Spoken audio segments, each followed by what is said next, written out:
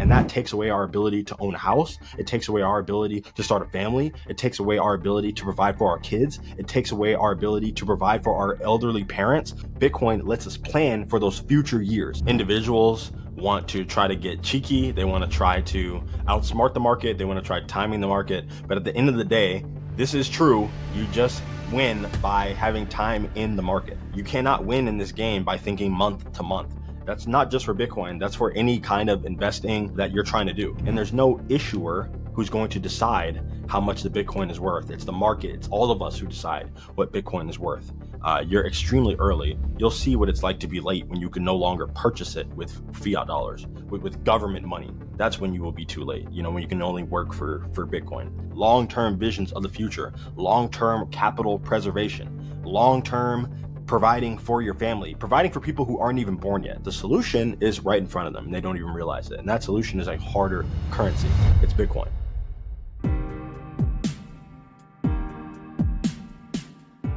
Hi, Jordan. How are you doing? Everything fine on your end? Yes, sir. I'm doing good. Welcome back to a brand new episode of GenZBTC. It's me, Satoshi Guapamoto. And of course, thank you so much, Rob and Seyr, for having me on your podcast. Really cool. Thank you so much for being on. There's a lot happening in Bitcoin, especially also since you last been on. How's your overall feeling currently of Bitcoin and what's going on? I think you're also really involved in the community and you know a lot what's going on. Yes. I've been not exactly a year, but a couple months since I've been on.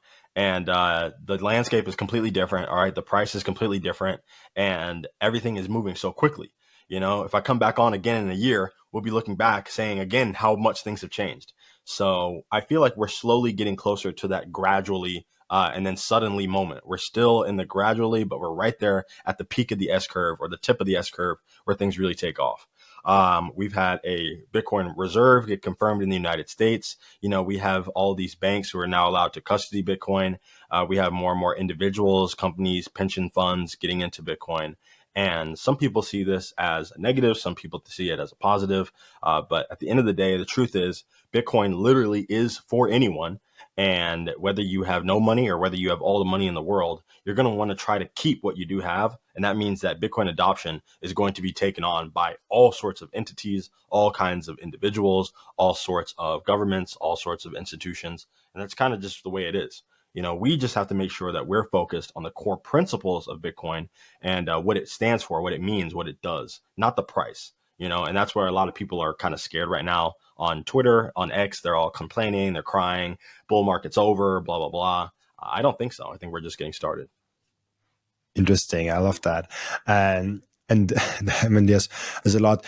Just because you said it now, the bull market you're saying is not over, and we're just getting started. Why or how do you think about that? Well, typically, if we just go based on the pattern, all right, Bitcoin has a green, green, green, red year, right?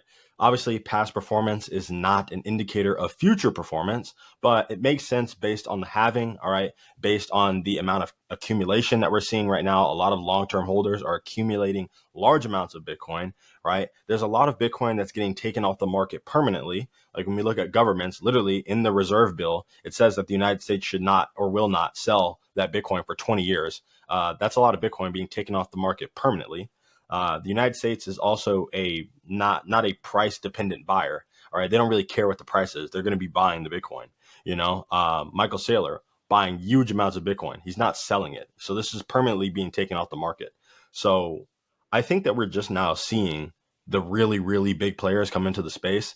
And I want to make sure that as many normies like you or me are stacking sats while we still have the chance, because Bitcoin is still extremely cheap because we're able to buy it with fake money. We're able to buy it with dollars, right? I would also say that the bull market is not over just because we've seen a 20 or 25% pullback. If you look historically, we've seen this multiple times, all right? 2017 bull market, 2021 bull market, there's constantly pullbacks of 25, 35, even 45%, which then lead to massive run-ups, right? Dips are just the distribution of Bitcoin from weak hands to strong hands. And the strong hands don't want to give up their Bitcoin so easily. And that's when we see these massive rips in price. How do you look actually at the buying behavior of institutions and individuals? I almost have the fear that institutions get it better, and institutions are like buying and holding, and they don't care that much about price. Obviously, USA is an extreme example, but even like family-owned businesses, if they and I talked with some people even in Austria that having those contacts, and like if family-owned businesses, small businesses, medium-sized businesses, if they're buying Bitcoin, they're having a very strategic plan. They're like buying and they're holding. They have them like 5, 10, 20-year holding plans. Even the USA, I think the bill for which currently is in the House and Senate from Cynthia Lummis, there is also a 20-year holding period suggested in there. And individuals trying to be fancy with like trading in altcoins, trying to get more leveraging and all those things. It's sometimes sad to see that individuals are not just buying and holding. I mean, obviously we do preach that. I only do buying and holding. I like my Satoshi balance went only up over the years, which is a very satisfying feeling. But I think a lot of individuals don't do that. Even in our audiences, probably there are a lot that they don't do that. Yeah, no, and part of that is because individuals want to try to get cheeky. They want to try to outsmart the market. They want to try timing the market. But at the end of the day, this is true. You just win by having time in the market. All right. And that's why institutions and bigger players end up beating the little guys, because they have visions of decades, right? They have a vision of 5-year time spans. All right. Whereas individuals are thinking 1 month, 2 months, right? You cannot win in this game by thinking month to month. That's not just for Bitcoin. That's for any kind of investing that you're trying to do, right? If you're buying stocks, like you can't just buy Tesla and Amazon and hope to hold it for a month and then get out and think that you're going to make all these amazing gains. That's not how it works. Okay. It takes very long time periods for things to happen, for companies to grow, for networks to grow. All right. So that's why the institutional investors win on that front. Another thing is, individuals are so focused on instant gratification. They're so focused on like that TikTok brain rot. Everything needs to happen now, that you get too short-sighted, right? Again, long-term visions of the future, long-term capital preservation, long-term providing for your family, providing for people who aren't even born yet. All right. The people who hold Bitcoin today are going to be, seen as legends, because they'll look back and they'll say, "Whoa, how were you able to hold it all the way from 80,000 all the way up to, 800,000?"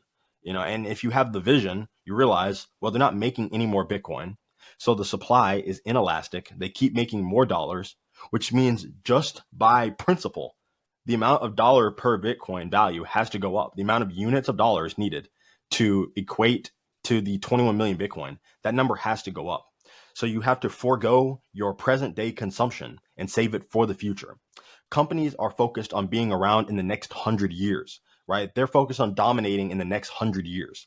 Individuals, we're kind of stuck on trying to make it week to week, month to month.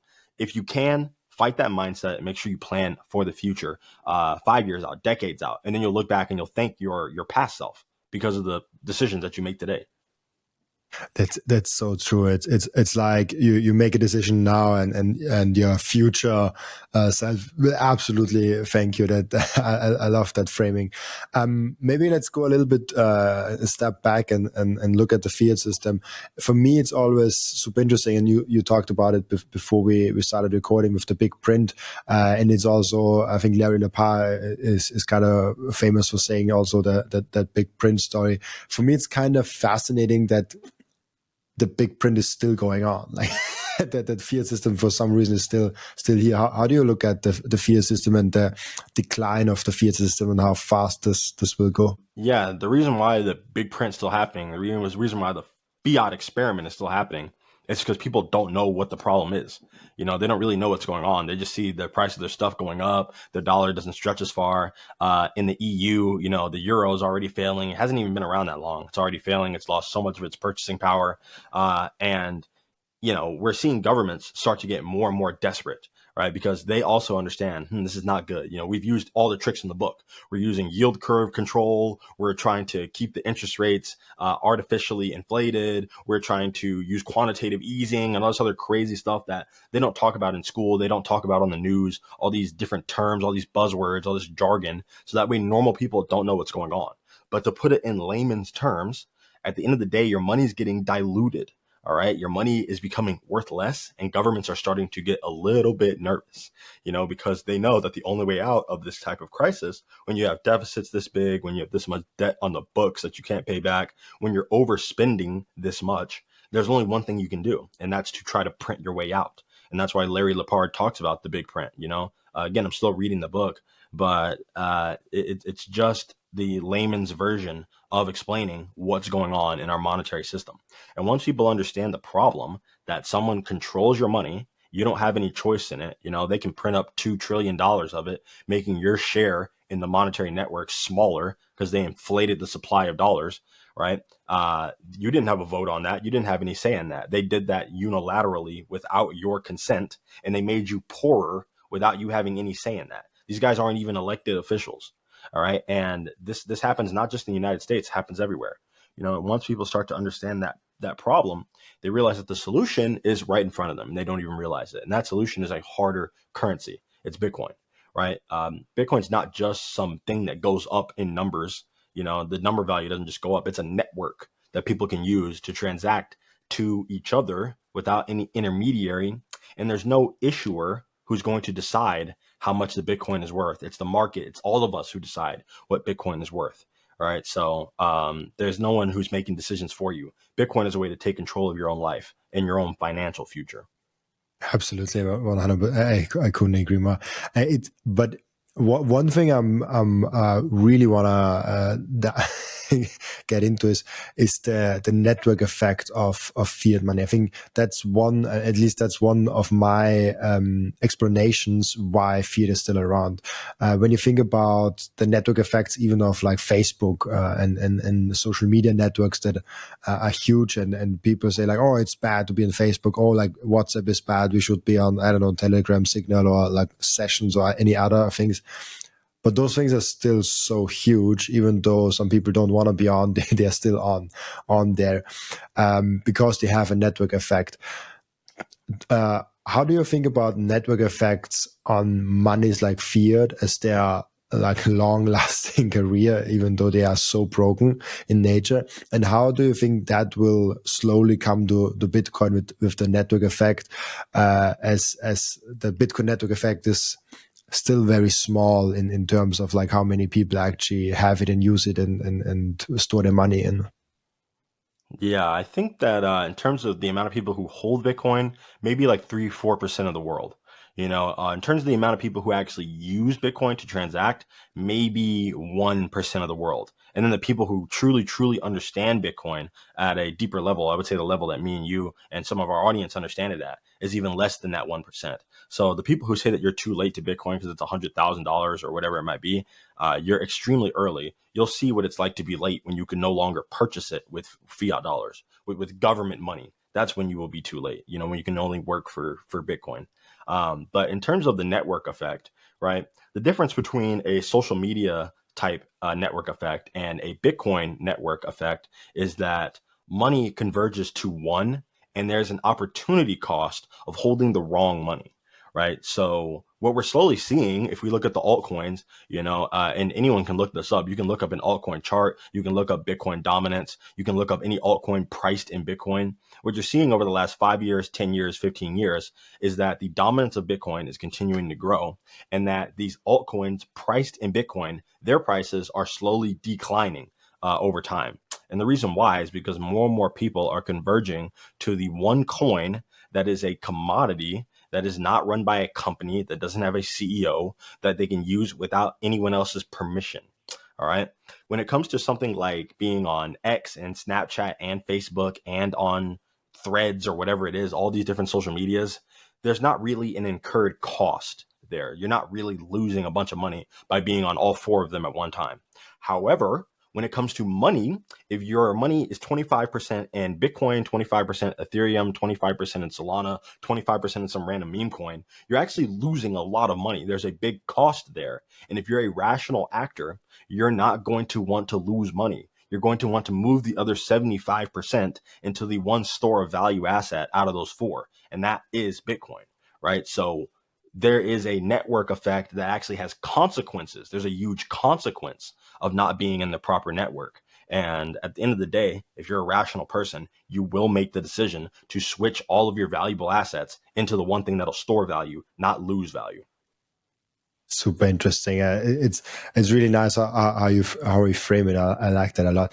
Is there something where you say like that's the major trigger that you look at for that switch for people that like, okay, like we actually get Bitcoin now? I was a funny story. I'm invited tomorrow on a normal podcast in Germany, in Austria, and it's a podcast not about Bitcoin at all, but a friend of mine is involved there, and she just sent me the list of questions, and I was like, oh, question is like, is Bitcoin a pyramid scheme? Like, why not? And like all those things. I'm like, are we that early? Do I really have to still explain that? So I feel like the populace is really like really early still.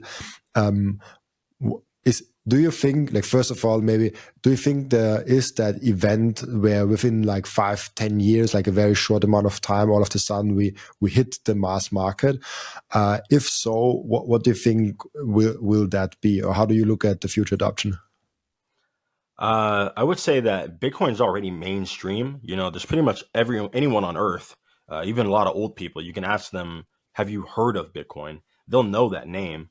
But the next step just requires people to be willing to learn, right? And that's the hardest part. You kind of have to, I guess, enforce the learning. And by that, I mean, once Bitcoin's taught in schools, I guess that'll be the major turning point, because the price will not be the major turning point. Like when Bitcoin goes to $1 million within the next 4 years, that's not really going to change the adoption speed, because it already went to 100,000. No one really cared that much. A million people are not going to care that much. I think a lot of people think that the price is what's going to lead people to start coming to Bitcoin. They would have cared a lot more when it was a $1 going to 100,000. That's a 100,000x. Going from 100,000 to 10 million is a smaller multiple. And people are not going to care as much. I think that there's no one solution to getting people to care about Bitcoin or to understand Bitcoin. But unfortunately, the main thing is people typically don't change, or they don't take action, or they don't learn anything unless it's either kind of force fed to them, or if they're in a horrible situation where they look at their life and they have no other choice, and that's kind of just new human nature. If you have an addiction of some kind, like, oh, you just can't stop drinking and whatever it might be, most people don't change their habits until they're in a bad accident or until they ruin their relationships with people. You kind of have to go all the way to the ledge in order for someone to kind of think about changing their ways or to open their mind or their heart to something new. And that's just the way a lot of people are. Not everyone, a lot of people are like that. So I do think that maybe once Bitcoin is mandatory education and like different schools or whatever it might be, which that's an extremely long shot. They're doing that in El Salvador, but they already don't talk about normal money in American schools. So that's a super long shot. Or until people go to work and they realize, oh, me going to work doesn't do anything. Like it literally doesn't make sense for me to even go to work. Because my paper dollars have been destroyed, like a Weimar Germany type of situation. I don't want that to be the case. I really don't. I want people to be proactive. I want them to watch shows like this to be able to understand what their money is turning into, so that way they can transition without feeling all that pain. But markets always impose max pain. And I want to try to avoid that. But I think that'll probably be the suddenly moment for Bitcoin. Will be very violent to the upside, and it'll be very disruptive for the entire world. It's that all of the sudden we have a major pain point, and the major pain point probably will come from the fiat system and drive people into in the Bitcoin system. I love how Seyr put it in the early days. Now he's not talking about that too much. He talked about if there's like an oxygen mask and you are in a room where the oxygen is sucked out, at some point you don't ask the question, oh, is that oxygen mask safe for me? Is that oxygen mask good for the environment? You just take it and and breathe again before you die. And I think that's an amazing comparison to how Bitcoin adoption will go. There are some early people that see like, oh, like, okay, there's oxygen sucked out of the whole room. We have to prepare for that. Let's buy some oxygen masks. But some people will not do it till the very last moment. And then they only get the smaller oxygen mask, the worst oxygen mask. I mean, in Bitcoin terms, it's every Bitcoin is the same, every Satoshi is the same. So it's not, doesn't make a whole lot. It's not completely right, but it is interesting to think about that major point where all of a sudden people have to come. And I think Rajat also said it on my podcast, where he said like 90% of people will still not care about Bitcoin, even if it's above 1 million. You need the pain point. People need a major pain point to actually like, I need Bitcoin. It's like that kind of a thing. Yeah, like again, if you don't know the problem, then you don't know the solution, you know. And people still think, oh, well, the grocery prices are high because the grocery store is being really greedy and they just want to take my money. Not exactly, and the price of everything is going up. You know, it's not that the producer of everything on earth is just like super greedy and they're just trying to rob you. It's just that the value of your currency is going down. Okay, your money's buying you less stuff because your money sucks now. You know, so it is what it is. And more people are going to begin to understand that and then realize that when you buy Bitcoin, really it's almost like it's incorrect to say you're buying Bitcoin in a way. What you're doing is you're doing a currency exchange. You know, so if I have dollars and you have euros or whatever it might be, I'm technically not buying euros the same way you're not buying US dollars. We're exchanging currency. You know, we're just exchanging the types of money. You know, when I That buy makes a Bitcoin, lot. yeah, you know, really, I'm exchanging dollars for Satoshis. I'm exchanging dollars for BTC. It's a currency exchange. It makes a lot of sense. And I don't like the frame, because I starting to spend Bitcoin because most of my income is now in Bitcoin. So I have to spend some Bitcoin and getting more and more on the Bitcoin standard. And then people come like, oh, like you should not sell your Bitcoin. No, I'm not selling my Bitcoin. I'm on a Bitcoin standard and I use Bitcoin as my money. I'm not selling Bitcoin. Yeah. It would be foolish to sell Bitcoin. It is the right thing to do to spend your Bitcoin. And on that topic, maybe let's get a little bit into how do you look at spending Bitcoin actually? Because now we're in the store of value phase, obviously, but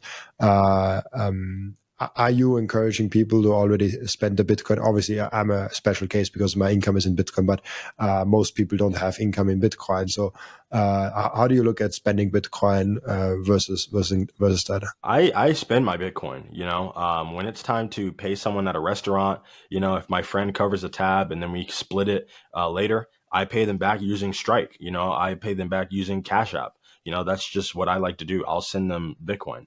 And if they don't accept Bitcoin, I'll just be like, hey, don't even, you know, let's not cover the tab. Let's do separate checks, you know, because if I can't pay you in Bitcoin, then I won't be able to pay you. You know, so that's kind of how I utilize the Bitcoin circular economy. If I'm ever buying merch from a Bitcoin store, if they have the option, I'm always using Bitcoin.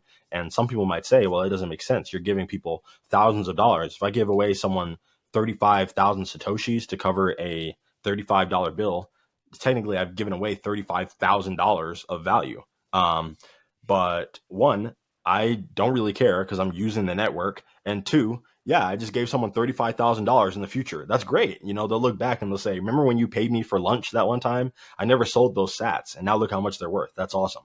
You know, so I don't think anything negative can come from that. You know, that's the point of money. We can transition into talking about MicroStrategy after this. But Seyr has an interesting perspective on this. And this is my opinion. I think that he's playing the super genius role and he's not actually a believer of this. But what he likes to say is that Bitcoin is a commodity, it's an asset, and it's not currency. right? It's not competing with the dollar. Bitcoin's not competing with the dollar. That's what he likes to say. I do not believe he believes that. I think he's trying to stay in the good graces of the United States. He doesn't want to poke the bear. He doesn't want to have to deal with the SEC and a bunch of people knocking on his door because he's acquiring this thing and promoting this thing and bolstering this thing that might take down the dollar, right? So he tries to disconnect them. I think Parker Lewis had an amazing article about this, talking about how Bitcoin is currency and it is money, right? In order to shorten his thing, the distinction between money and currency. Money is something that is emergent from society. Okay, there's no central ruler who says this is money. Central rulers are the ones who say this is currency. All right, because currency has an issuer. An example is gold. Gold is money because of its properties. All right. However, how do you standardize gold? Do we use it by its weight? Is that how we kind of pay with it? Is it based on how it looks? Is it in the shape or whatever? The currency issuer, in case the government, the currency issuer takes the gold and they say, okay, listen, we're going to standardize this. We pay by the ounce and we also make coins. The coins are weighed out. Okay. They weigh this much and this is how you pay for things, blah, blah, blah, blah. That's the difference between money and currency. Bitcoin is both money and currency because even though there's no central issuer of the currency is issued by the network. Okay. If you run a node, that's who's issuing the currency because we set the rules. Okay. There are no rulers, but there are rules.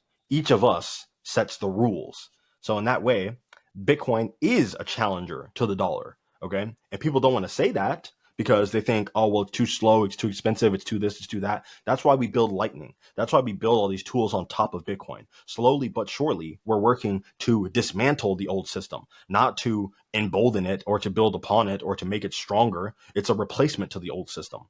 And that is the truth. That is the logical conclusion. Because if you don't do that, what you're doing is you're introducing a lot of friction into the transaction. If me and you want to transact and I have dollars, then I have to buy Bitcoin, then I have to give it to you in Bitcoin, and then you have to sell your Bitcoin back to dollars, that's not very efficient. All right. That's a lot of friction. If we just go Bitcoin to Bitcoin, that's the most efficient way to do things. And markets and individuals tend to like efficiency. So since Bitcoin can do that, Bitcoin will do that. And that's my rant for the moment. I love that. That's really good.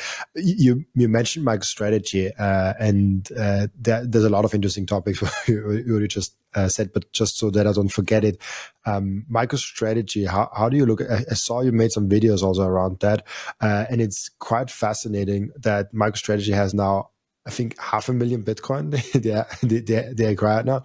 How do you look at that company, how it looks now, what they're doing? And especially, I think, which is way more interesting, is like, what role will that company play in the future if that Bitcoin thing is actually what we think it is? Yes, and me and you both have to work on this. They're called Strategy now. It's going to be Oh man, so I hard. forgot. Strategy B. Yes, it's going to be so hard to not call it MicroStrategy. I still do it, but that's going to take years of unlearning. But Strategy, MSTR, they are really the most valuable company in the world at this moment. And the reason why is because they have the most real money in the world. Okay. They have the most value in the world right now, but people do not realize it yet. Okay. People like to think that markets are the first ones to understand things, but they're not. Okay. There's a select few individuals who understand things before the broader market. And that's when we reach a critical mass of understanding. And that's when all the big dollars start flowing in. But with Apple, in the beginning, Apple was mostly owned by retail investors. When they first started launching, big companies did not want to touch Apple. It was too risky. It didn't make sense. Okay. All the executives over at Microsoft were making fun of Apple, saying that, oh, well, their stupid little phone, it doesn't even have a keyboard. It's never going to succeed. How are you going to send emails on it? Also, it's too expensive and blah, blah, blah. They didn't understand. They didn't see the vision. There were a lot of retail investors who did understand it. They were in first and they made the greatest profit. Right now, we are the retail investors before all the other larger individuals start understanding that if you realize that 21 million Bitcoin is the totality of the network and MicroStrategy owns basically, they're going to own over 1% of the entire network, then you would think, oh, you know what? that means that they have more than 1% of the entire world's value forever. That's probably a good idea to own some of this company while it's still public. In the future, I can't say what strategy will be doing. I do believe they will be a Bitcoin bank. So they'll probably rebrand to Strategy Bank, which is why that B is on there now, Strategy Bank. And then they will issue Bitcoin backed products. You can have a Bitcoin backed mortgage. All right. So you have your mortgage on your house, but also it can be collateralized on part of your house and then part of your Bitcoin holdings, right? Like I can't even imagine what they'll be doing, but it'll be absolutely crazy.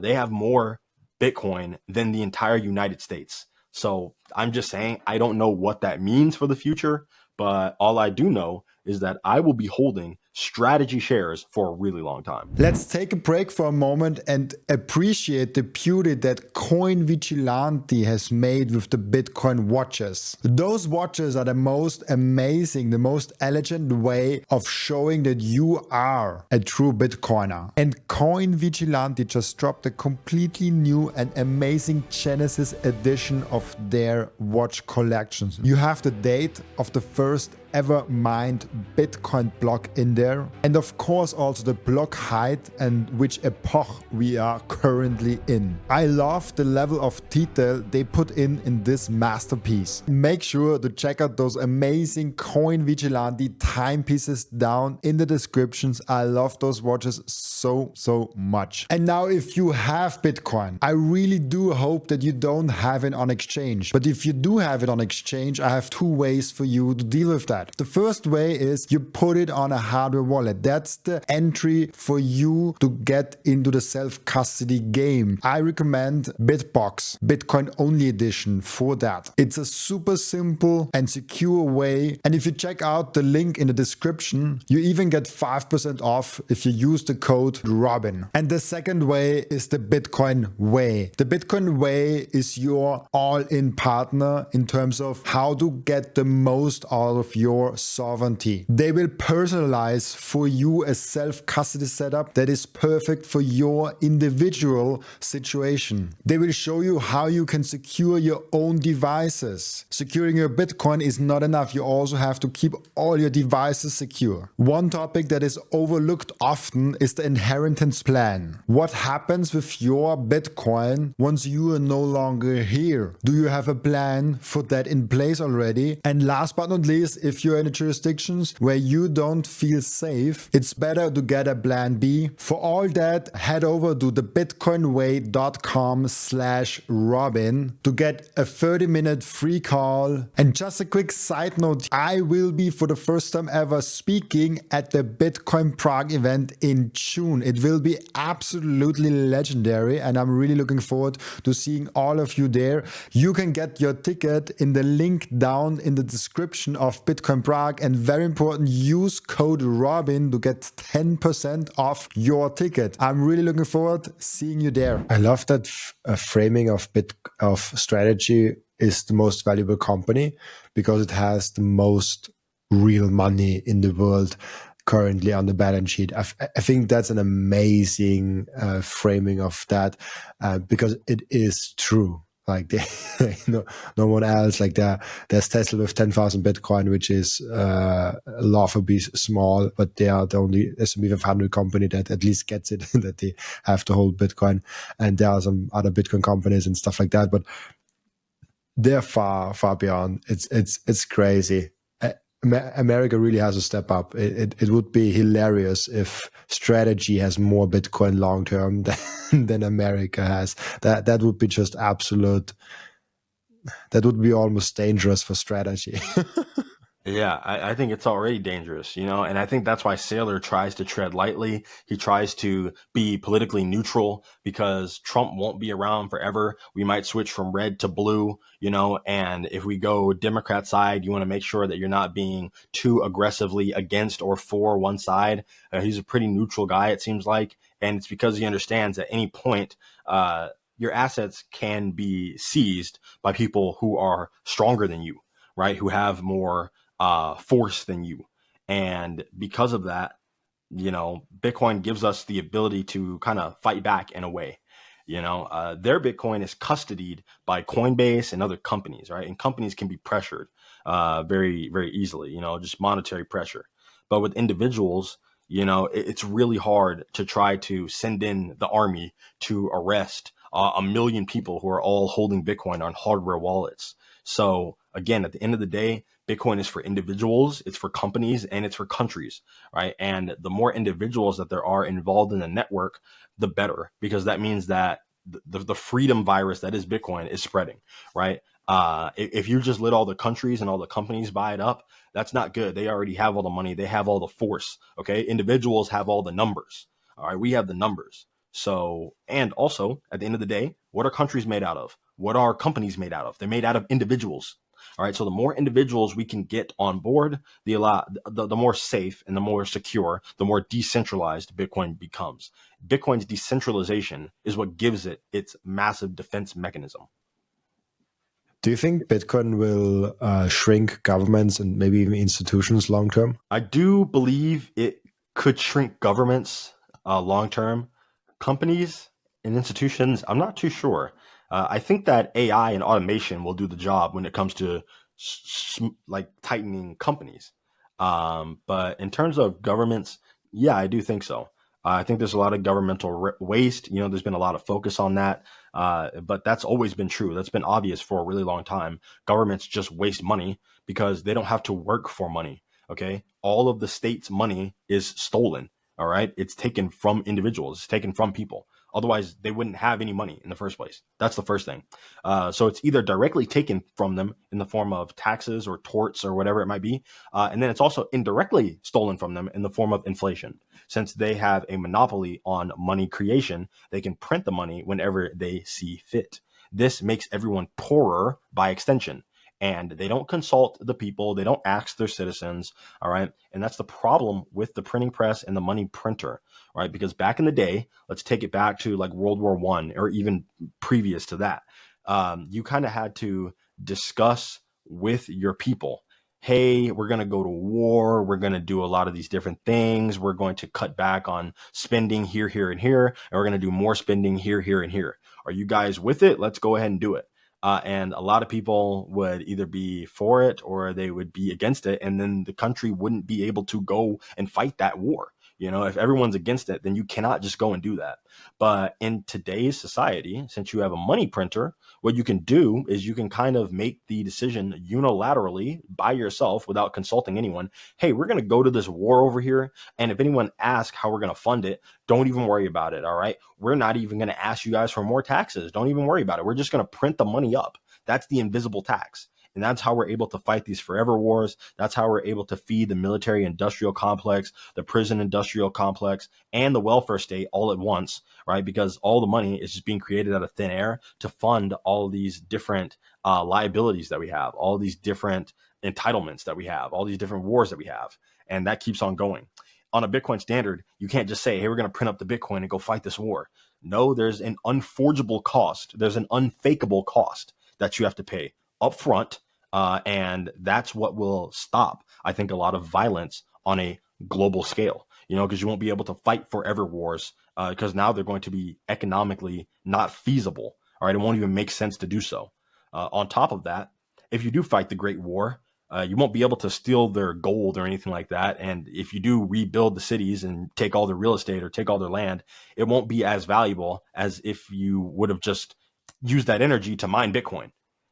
So you're demonetizing violence on so many different fronts that war just becomes economically not a good idea. It becomes really stupid to go to war with someone on a Bitcoin standard. It's interesting. So it's in a way stopping violence on many different layers, even if when I hear it right.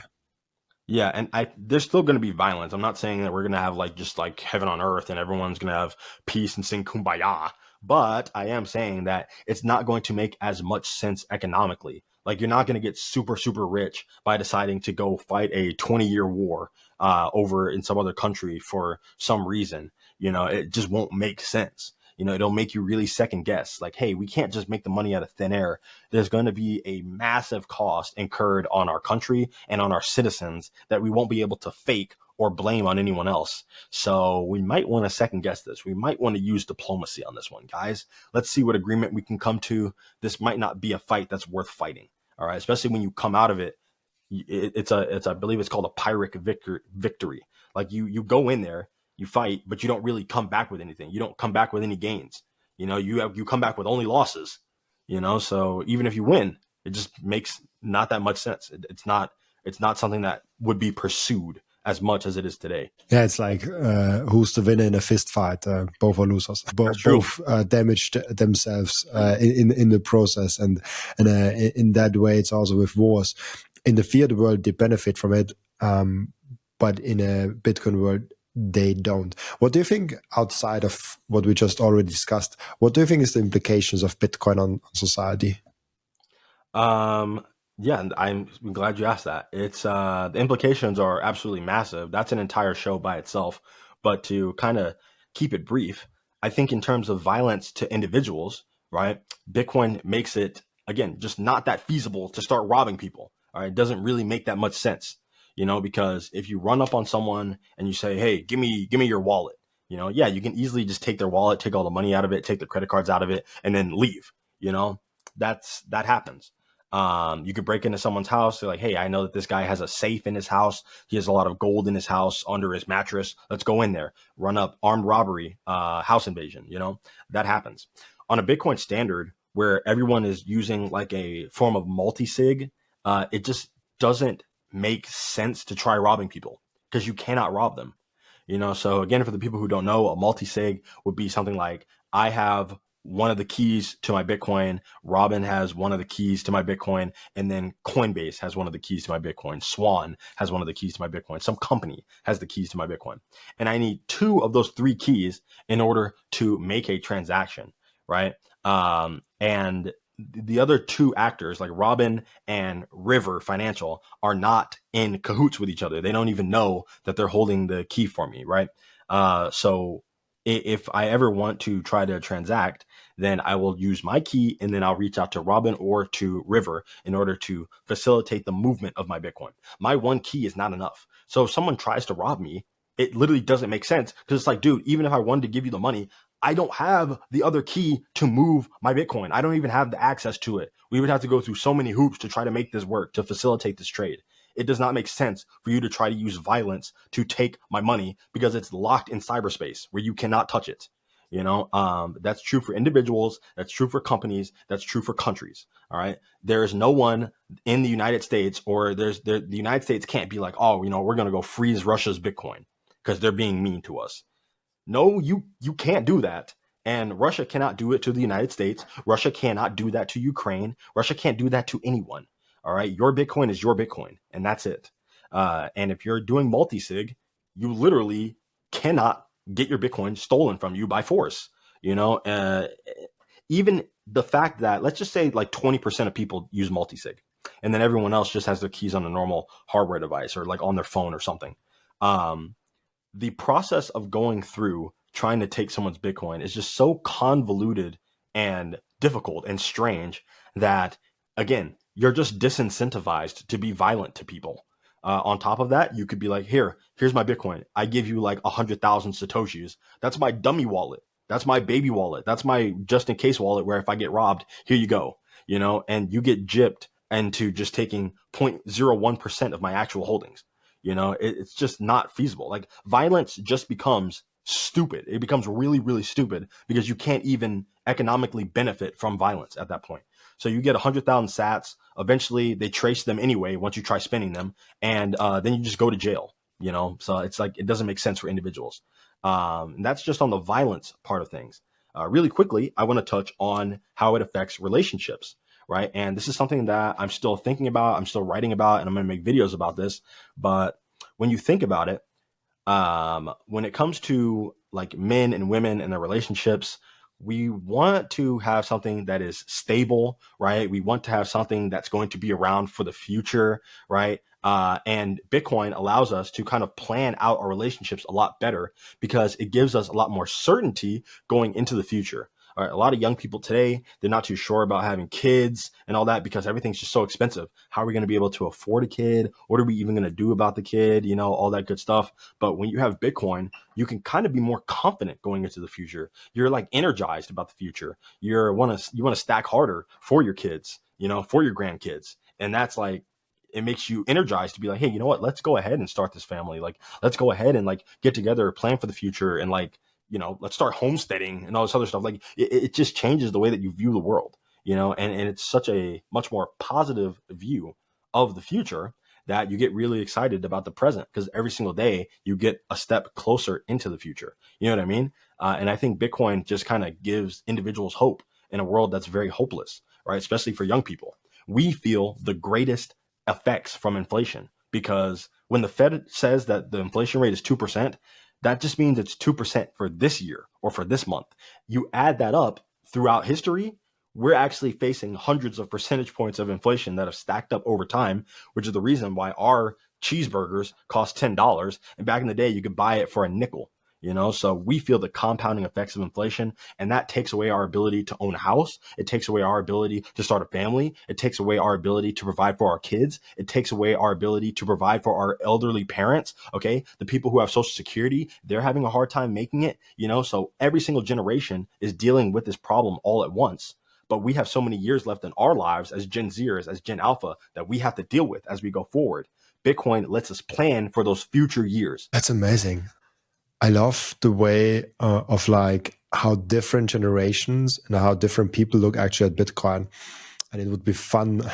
Maybe we can do it actually in that podcast of getting you and someone that is like 65 or like I had even people on that were Steve, I think was the oldest with like 75. I hope I got the age right of you, Steve, if you're listening. So it would be really fun to like compare on how you look at Bitcoin. That was just a thought that I had with the last sentence that you just said in my head. That I think it would be a fun thing to do, like the Gen Z, like millennials, maybe like put a baby boomers in there, Yes. make like a panel. Yes, get a Gen Zer, a Gen X, a millennial, a boomer, and just, you know, see exactly how they view the world and how Bitcoin has affected their life. I think that'd be awesome. I'll be there for sure. I will try to set something up in the future. Really cool. We're already coming closer to the end, but I really want to touch on the strategic Bitcoin reserve and game theory for a moment. What's your thoughts? What is the implications in the short and medium term for that strategic Bitcoin reserve that America just announced and maybe even like build out with like buying actual more Bitcoin? I think the bill is just 200,000 per year for the next like 5 years or something like that. Yes. So, quick distinction, there's a difference between the executive order that went through and the bill that is not yet passed, right? So, the current executive order is instructing the Secretary of the Treasury and a couple other agencies in the United States. They're telling them to hold the Bitcoin that we already have, okay? Audit the Bitcoin to make sure we know exactly how much we do have, and also find budget neutral ways to buy more Bitcoin, right? And that just means ways that don't increase the deficit, okay? Ways that don't require us to print more money. That's what they're trying to do currently. The bill that's in Congress, if that does get passed, I believe Cynthia Lummis wants us to try to acquire 1 million Bitcoin over the course of 5 years. All right, so 200,000 Bitcoin per year. And that's about the rate that MicroStrategy has been acquiring Bitcoin at. I do believe that I did it again, strategy. I think strategy will speed up their acquisition of Bitcoin. And I think that the United States, if they can get this bill passed, might just be able to come in second behind Seyr. I do think that it's too late for the US to overtake Seyr if they take on a modest strategy of acquiring 1 million Bitcoin. And 1 million is truly modest. A triple maxi type of acquisition would be 3 million, 4 million, 5 million, which is about 20% of the network, right? That would be a aggressive strategy. And I think that they probably won't go with that. They'll probably just try acquiring 1 million. No guarantees on that because it's going to be hard to get that bill passed. But what I think it means is that Bitcoin has been further legitimized in the eyes of different governments. All right. All the people who are followers, all the people who are sheep, right, who wait for the United States to do something until they say it's okay, those people have now had their eyes open. They're probably going to be reaching out to different people, trying to see about how they can invest harder into ETFs, how they can start their own mining operations in their country, the same way that the country of Bhutan has been able to do, the same way that El Salvador has been able to do. They're probably going to start looking into more Bitcoin infrastructure, all right, Bitcoin backed bonds, Bitcoin products, buying Bitcoin directly, posting their wallets online for other countries and other individuals for their citizens to see, the same way that El Salvador has a BTC tracker. I think all that stuff is going to get kicked into high gear. And by 2030, I think it's going to be weird for a country to not be pursuing some sort of Bitcoin strategy. I think that'll be the oddity. It'll be strange for you if you're not doing that.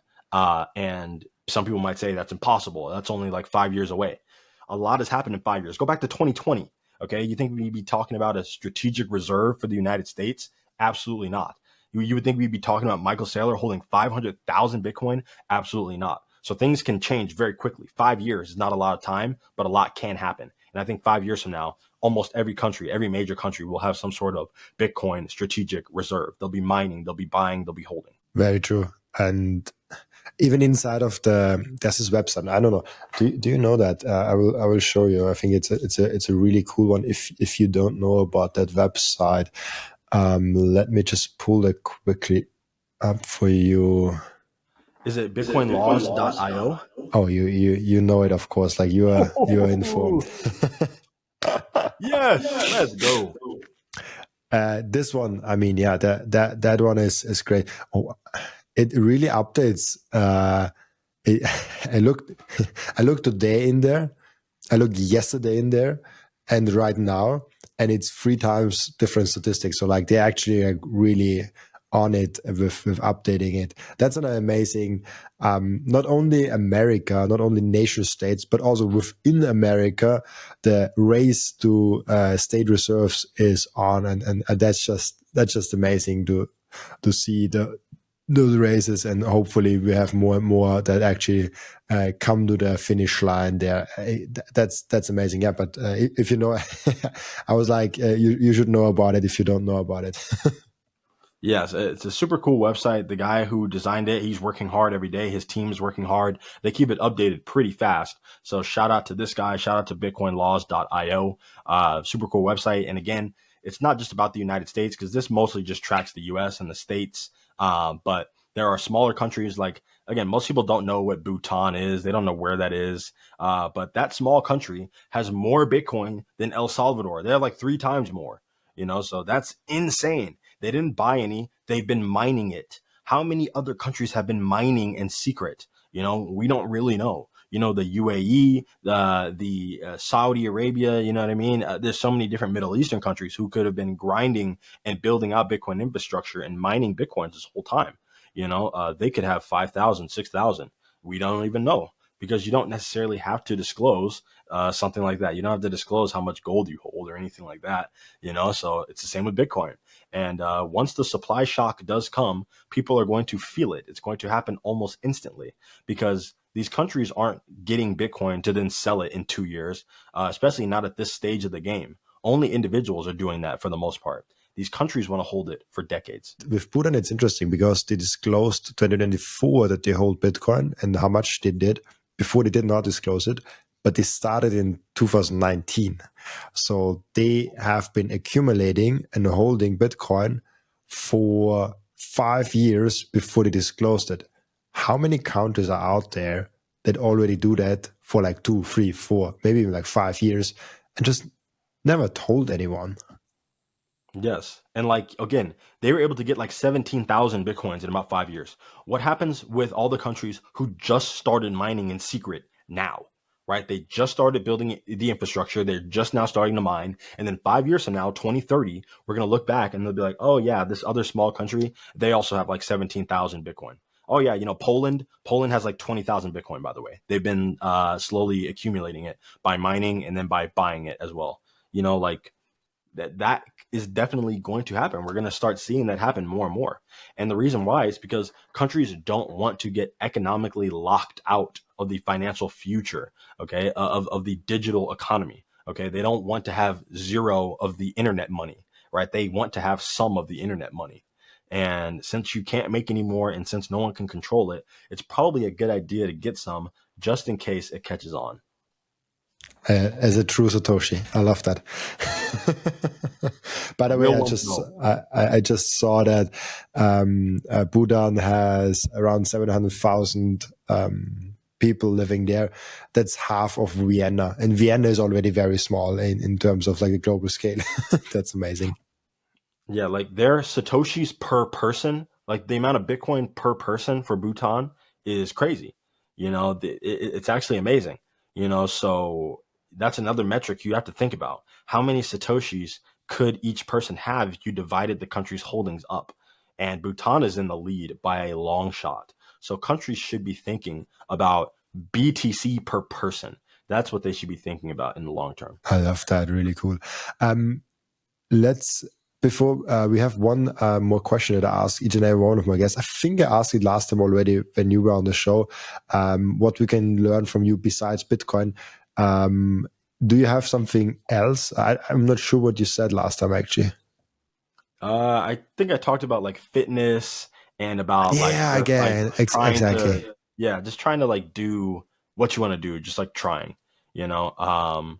But if you have any other questions that a guest has given you before, I'd love to answer a new one. Oh yeah, the end routine we definitely have because we have two questions. The first question is always like, what can we learn from you besides Bitcoin? That's every Ah, I guest gets see. that. But I'm trying to figure out what I should do with guests that have been returning because like Mm. maybe you don't have things with it. But I will just give you the question from the previous guest. And the question from the previous guest is, aside from gains, what is the number one thing Bitcoin has done to improve your life? I see. I would say the number one thing is that it just changes your life completely. And I think a lot of people will agree with this. There is a before Bitcoin version of yourself and there's an after Bitcoin version of yourself. And it genuinely orange pills you, it red pills you, whatever you want to call it. You see the world in such a different lens.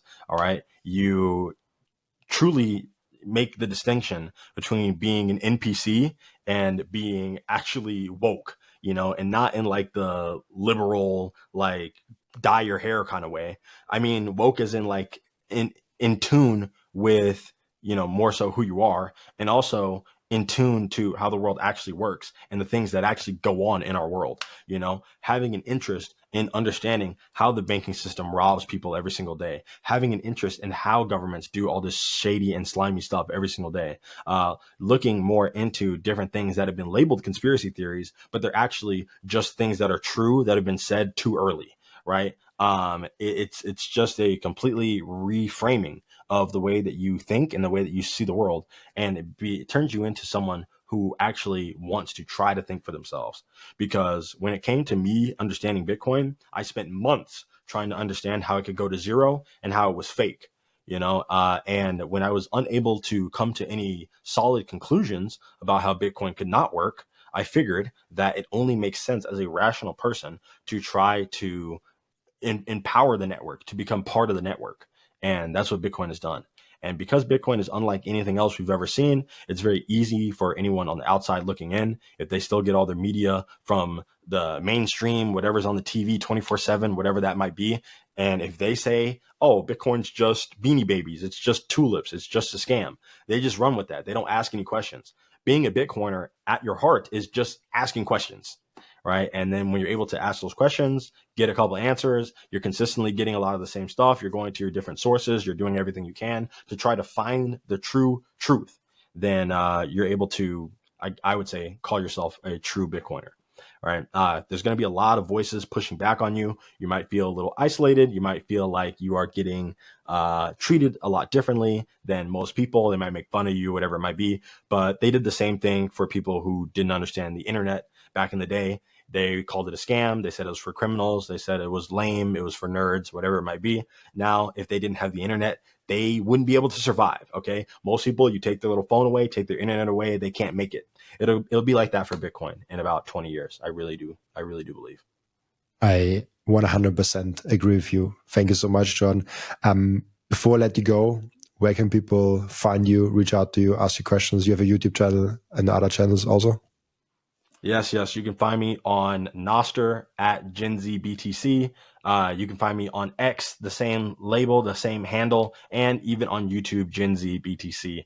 I'm going to start making a lot more short form content to try to break down concepts, because jumping right into Bitcoin, it can be a little bit tough. But if you're looking to get started and hear it from someone who has a little bit of a big personality and an interesting way of saying things, if you enjoy anime or anything like that, I'm your guy for sure. So I'm going to continue trying to bring Bitcoin education and just personal finance and different financial education to all the young people around the world. And you don't have to be young to watch my channel. You can be an old head as well. It doesn't matter to me. Thank you so much. It was a pleasure talking with you as always. Thank you so much for taking the time. Also, thank you so much for everyone that is watching and listening, for joining us today. As always, I'll be back tomorrow with another episode. Bye-bye.